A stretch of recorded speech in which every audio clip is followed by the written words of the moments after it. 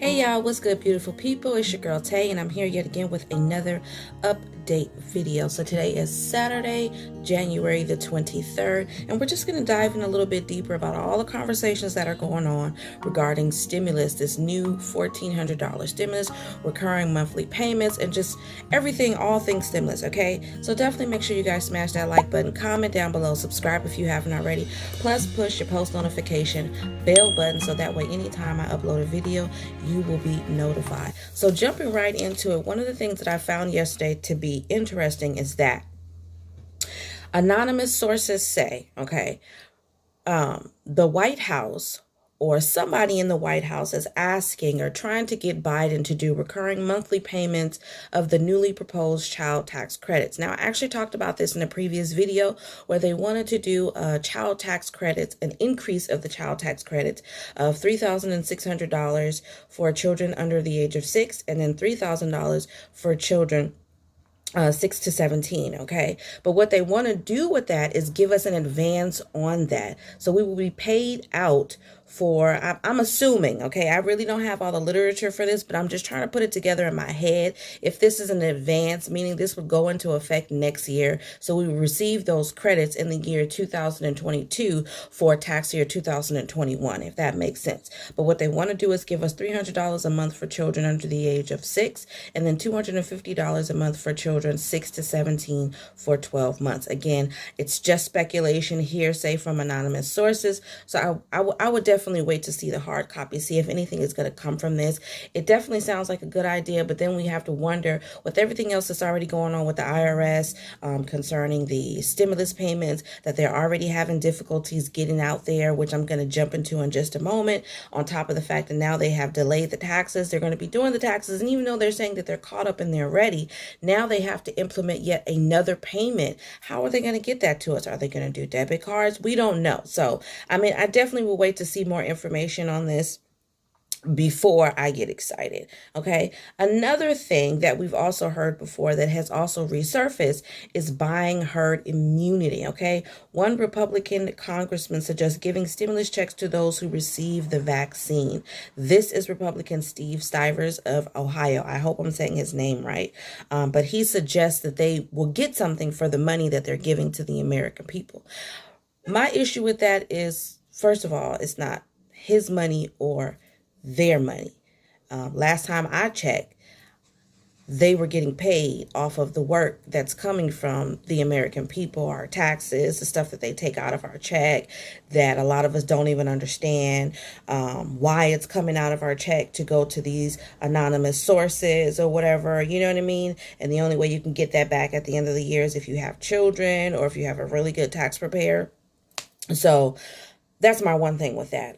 Another thing is my issue with this particularly is the fact that there are people out there that physically can't get it. And I don't mean physically like they're physically bound, they're stuck at home, they're paralyzed, God forbid. But that is an issue for some people. But what I mean is that people have severe allergies. They've already seen tests and they've already seen not so great reactions to people having allergies. And it's already been stated by medical healthcare workers saying that it's suggested that if you have severe allergies, that this is not something that you should take.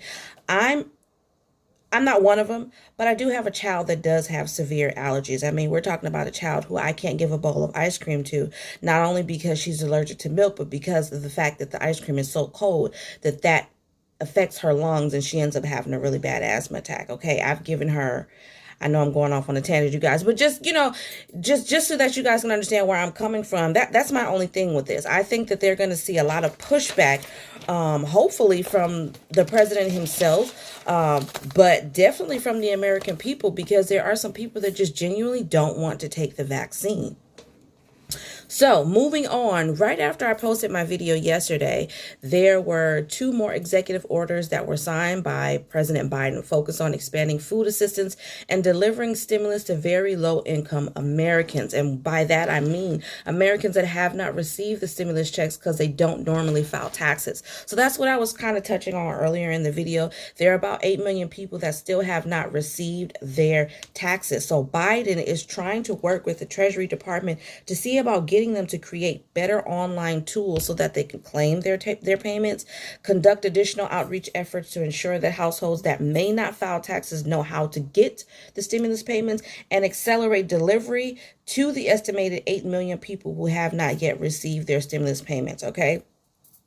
The Biden administration will establish a network of benefit delivery teams to distribute pandemic-related relief, including unemployment benefits and business loan tools. The network will coordinate between federal and state programs to streamline distribution of aid. Okay, Biden is also asking Department of Veteran Affairs to consider pausing federal collections. That means that during the remainder of the pandemic, veterans would not need to pay debts they incurred by participating in VA programs. Okay, so this is what Biden is working on currently right now. He's trying to make sure that everybody has access to the resources that are out there. Another focus on raising minimum wage to $15 for the federal workforce. Now, that's actually a great thing. I did read in an article that minimum wage was $7 and something somewhere. I don't know where that is. I know for sure that it's not $7 out here in California, but I do know that there are plenty of states out there that have a lower cost of living and therefore they have a lower minimum wage than we do. I do think that $15 an hour is great. However, I've been saying this and I'm going to continue saying it, in states like California where the cost of living is so high, even when making $15 an hour and working 40 hours a week, you're only going to make about maybe a little bit over $2,000 a month. That's not enough to take care of a whole household. You still have to buy food, pay utilities, gas, electricity. There are so many other things that you cannot do with the $2,000 monthly income. So, that's just my personal opinion. Moving on, though, National Economic Council Director Brian Deese argued that the White House must continue to expand aid instead of waiting on reports that may confirm whether or not the $900 billion aid passed last month has done its job. So we've seen that before, too. That was the whole reason why the second stimulus checks were held up, was because there was some pushback from certain lawmakers saying that the CARES Act that they had passed previously in the beginning of the year, they wanted to wait for all these reports to come in to see if that money had actually done its job and had actually boosted the economy. So it seems like some people are trying to do that again. I don't really think it matters. At the end of the day, you're giving a one-time payment of $1,200 to people who may already be behind in their rent. Let's just say for a person who lives by themselves in a bachelor's apartment out here, that's still about $900. So if they're behind on their rent a month or 2 months, that's not even going to get them caught up with everything that they need help with, realistically. Going deeper, Friday's executive orders calls for the USDA to consider enhancing PEBT benefits by 15%. This would give an additional $100 support every 2 months to a family of 3.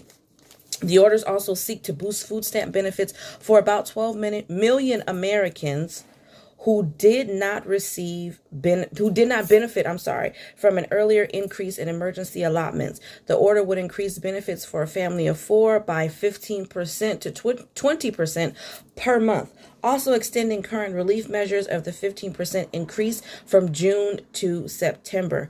Reevaluations of the Thrifty Food Plan, which is the determining basis for food stamp benefits that can coincide with the current cost of a healthy diet. So basically, what Biden wants to do is to update everything in the system. Okay, the current calculations were established in the 1970s, and many say that the information makes it unrealistic assumptions about food costs and availability, as well as other factors affecting a family's ability to shop. I think all of that is definitely significant. Okay, I do like the fact that they're trying to give us an additional boost with PEBT. However, my issue with that is that there's still a lot of us is waiting for the PEBT for the 2020-2021 school year. I don't know what's going on with that. I don't know if that has something to do with the government. I don't know if that just has something to do with these individual states, but it seems like only 6 states are getting that. So for me, it's kind of like right now, only those 6 states that have been approved are going to get this additional 15 to 20% should that pass. I do think that they need to reevaluate if this information was from the 1970s. I mean, a lot has changed in terms of how much they actually pay to harvest and plant and grow the fruit and how much we actually pay to go to the store and pick it up. So yeah, I do think that all of this is significant. I hope to see some really big changes. I'm still hoping praying that more states are approved for the PEBT benefits, because right now it's still just like I said, the 6 states that were approved. I haven't seen any additional information about that. What I did want to tell you guys, for those of you who are claiming unemployment benefits, you know that you do have to file taxes on your unemployment benefits. If you didn't check that little box at the bottom of your claim that asks you if you want them to take some money away and set it aside for the taxes, you will have to file taxes on it. Now, since unemployment insurance is not considered earned income, it will not count on a state level. However, it will count on the federal level. So you will have to pay taxes on it on the federal level. But when it comes to your state tax return, it will not count in terms of you having to pay taxes on it. However, it may affect the amount of money you receive for the credits based on your individual circumstances. Wow.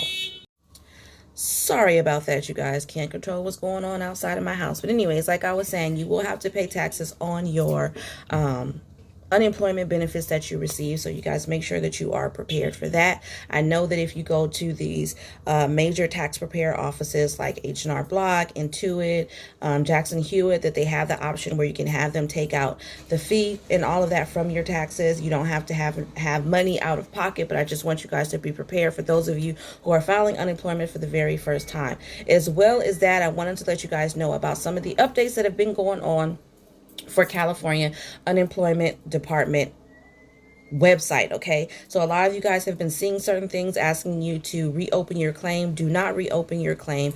That should go away on its own. It is taking a long time, sometimes never, for people to get in and speak to a representative, for them to clear that button away from you guys. It is a glitch in the system. A lot of people have seen it, and from what I've seen, a lot of people have seen that button disappear. So if you haven't already, looked up your account and see if there have been any updates to your unemployment account. If you see the reopen your claim button, do not do anything. Just wait for it to go away. You should start to see things slowly but surely update on the side of your claim, telling you when your claim is active, the active beginning date, and when your claim ends.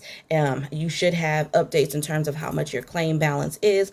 All of that is going to update periodically. I believe that the cutoff date for them that they gave themselves was around the 17th of January. However, some people were still seeing these last minute changes to their EDD account after that. So just give the system time to update. Another thing that I wanted to say is that in terms of your 1099-G, which is a form that you will receive from the unemployment office that you will need to take to your tax preparer for your taxes, that should be distributed by the 31st of January. That's pretty consistent with everybody, everywhere. All jobs have up until January 31st to get those documents in the mail. If you opted to receive it electronically, then you can check your account online. However, I do know that some people are saying that they have seen their 1099-G online, but it's saying all zeros, and they know that they have received received unemployment insurance. So they know that it shouldn't say all zeros. Again, this is a glitch. It's possible that maybe the system just has not updated, that maybe they have not inputted your information into the system. So again, wait until the very last week of January. At the very least, wait until January 31st and then check again. That's pretty much all I wanted to tell you guys today. I will definitely be looking out for more information. As always, I hope this information was in some way helpful or useful to you guys. Remember to live, love, and elevate, and I will see you in the next video, because Cujo barking is getting on my nerve, y'all. Peace.